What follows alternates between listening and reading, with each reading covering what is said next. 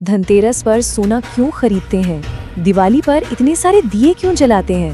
हम सब ये हर साल करते हैं, है ना? पर ये सिर्फ परंपराएं नहीं है, इनके पीछे छिपी हैं कुछ बहुत ही दिलचस्प कहानियां। तो आज चलिए इन्हीं रहस्यों से पर्दा उठाते हैं। तो हर साल वही दिए, मिठाइयाँ, पूजा हम सब बहुत धूमधाम से मनाते हैं। पर क्या कभी सोचा है कि इन रीति रिवाजों के पीछे की असली कहानी क्या है? इनका मतलब क्या है? तो चलिए आज इसी की तह तक जाते हैं और सबसे पहले बात करते हैं धनतेरस की। तो सबसे पहले आता है धनतेरस। अब देखिए, हम सब इसे धन का त्योहार तो मानते ही हैं, मतलब समृद्धि और कल्याण का समय। लेकिन एक बहुत ही दिलचस्प बात है, इसका सबसे गहरा संबंध हमारे स्वास्थ्य से भी है और ये कनेक्शन बहुत से लोग नहीं जानते।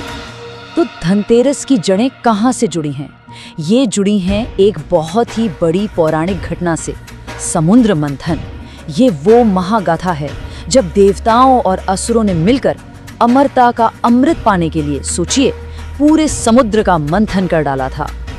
तो सोचिए, वो मंथन चल रहा है और जैसे जैसे वो चलता गया, समुद्र से एक के बाद एक कई बेशकीमती रत्न निकलने लगे। पर जो सबसे बड़ा खजाना था वो आखिर में निकला। वो थे देवताओं के वैद्य भगवान धन्वंतरी, जो अपने हाथों में अमरता का अमृत कलश लिए हुए प्रकट हुए। और बस भगवान धन्वंतरी का यही प्रकट होने का दिन धनतेरस कहलाता है। तो देखिए कनेक्शन कितना गहरा है। इसीलिए ये त्योहार सिर्फ सोने चांदी का नहीं, बल्कि उससे भी बढ़कर अच्छे स्वास्थ्य और आरोग्य का भी सबसे बड़ा उत्सव है। लेकिन धनतेरस की कहानी में एक और पहलू है। इस दिन दो बहुत ही खास परंपराएं निभाई जाती हैं। एक तरफ हम धन का उत्सव मनाते हैं और दूसरी तरफ हम जीवन की रक्षा भी करते हैं। तो चलिए पहले सवाल पर आते हैं, जो हम सबके मन में होता है कि आखिर धनतेरस पर नई चीजें जैसे सोना, बर्तन या गाड़ियां क्यों खरीदी जाती हैं? क्या ये सिर्फ एक रिवाज है? नहीं, इसके पीछे एक गहरा मतलब है। असल में जब हम इस दिन सोना, बर्तन या कोई भी नई वस्तु घर लाते हैं, तो ये सिर्फ एक शॉपिंग नहीं है, इसे बहुत शुभ माना जाता है।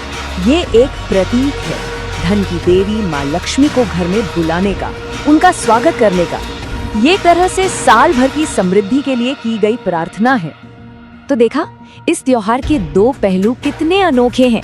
एक तरफ हम सोना और नई गाड़ियां खरीदकर भौतिक समृद्धि का जश्न मनाते हैं, माँ लक्ष्मी का स्वागत करते हैं, और वहीं दूसरी तरफ जीवन की रक्षा के लिए यम का दिया जलाते हैं ताकि अकाल मृत्यु को टाला जा सके। कितना गहरा संतुलन है। तो अब आते हैं धनतेरस की दूसरी परंपरा पर, जो थोड़ी सी रहस्यमयी है ना? मतलब धन और समृद्धि के दिन हम मृत्यु के देवता यम के लिए दीपक क्यों जलाते हैं? इसका क्या कनेक्शन है? इसके पीछे ना एक बहुत ही शक्तिशाली कहानी है। सुनिए, राजा हिमा के बेटे के बारे में भविष्यवाणी थी कि उसकी शादी की रात को ही उसकी मृत्यु हो जाएगी। लेकिन उसकी पत्नी ने उस रात पूरे कमरे को दियों और सोने से इतना रोशन कर दिया कि जब यमराज एक सर्प के रूप में आए तो वो उस तेज प्रकाश से चौंधिया गए और उन्हें वापस लौटना पड़ा। बस तभी से ये यम का दिया घर को अकाल मृत्यु से बचाने के लिए जलाने की परंपरा शुरू हुई। तो धनतेरस के बाद आता है वो त्योहार जिसका हम सबको इंतजार रहता है, दिवाली, रोशनी का महापर्व। ये सिर्फ रोशनी नहीं है, ये धर्म की वापसी का, बुराई पर अच्छाई की जीत का उत्सव है। और दिवाली की कहानी तो हम सबको पता है ना? ये हमारे दिलों में बसी है। 14 साल का कठिन वनवास, फिर राक्षस राजा रावण पर विजय, और उसके बाद जब भगवान राम सीता और लक्ष्मण के साथ अपने राज्य अयोध्या लौटे, तो उनके स्वागत में, उनके आने की खुशी में अयोध्या के लोगों ने मिट्टी के दियों की पंक्तियां जलाकर पूरी नगरी को रोशन कर दिया था।